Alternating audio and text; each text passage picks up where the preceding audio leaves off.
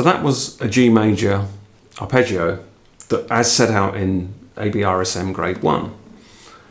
Now the idea of this is that they're to be played IM, so there are only 4 notes in this. It goes from the G to the B, to a fretted D on the B string, 3rd fret, then to the G on the E string, fret number 3.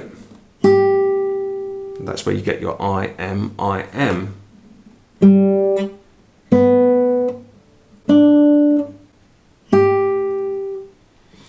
Now I played all of those notes very disjointed and very, non-continuous, because the requirements of this particular exercise is to be able to play the notes without over-ringing.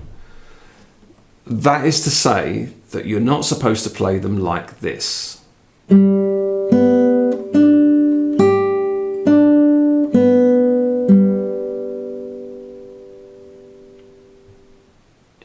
So now what I'm going to do is every note, I'm going to control every single note, so every note becomes a note in its own right. So there shouldn't be anything else ringing. There may be some harmonics ringing elsewhere, but as long as these particular notes don't ring on, that's the object of the exercise.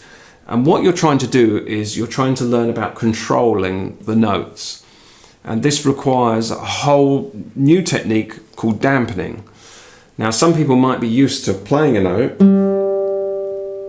but it's a bit like riding a bike without brakes. So if you want to play a note, the idea is to learn how to stop the note. And there's many ways to stop a note. So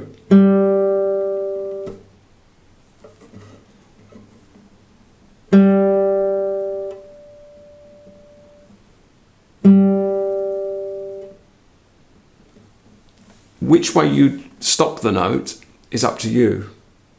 Now, when I'm playing these kind of notes,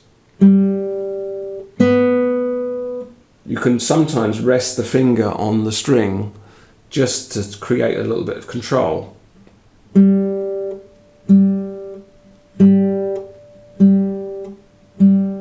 So you can practice that, just trying to get some control over using, say, and there I'm using my ring finger.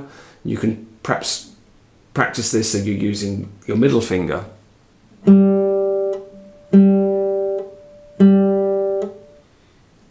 could do the same with any of the other fingers.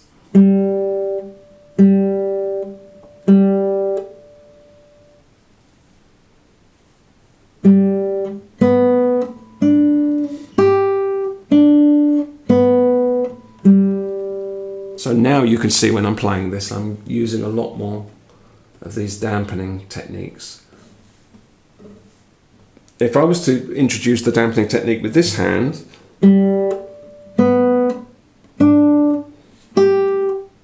you can do that. There's nothing wrong with that, but I would say maybe dampen with the left hand. Just be aware of the notes that are ringing. Just try and avoid any notes that are ringing on.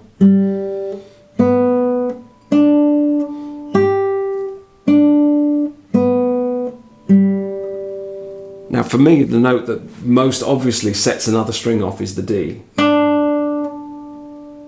And that's because it's setting harmonic off here. So you may need to be aware of that and just dampen that string when you get to that note. And then that time I cheated by putting my thumb on the D string. So I'm still adhering to the IM, but I'm just going to stop this D string ringing in sympathy.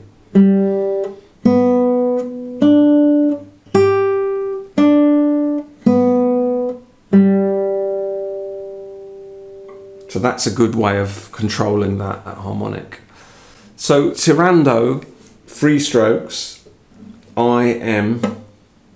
So when you're playing, you're not touching the next string, unlike the rest stroke, apoyando, coming to rest on the next string. So you're just allowing to play the string, and then the finger just releases away from the string.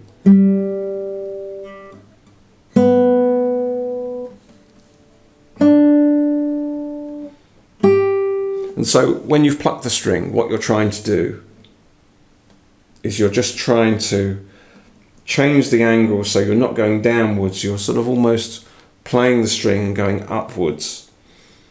And it's kind of up in this direction.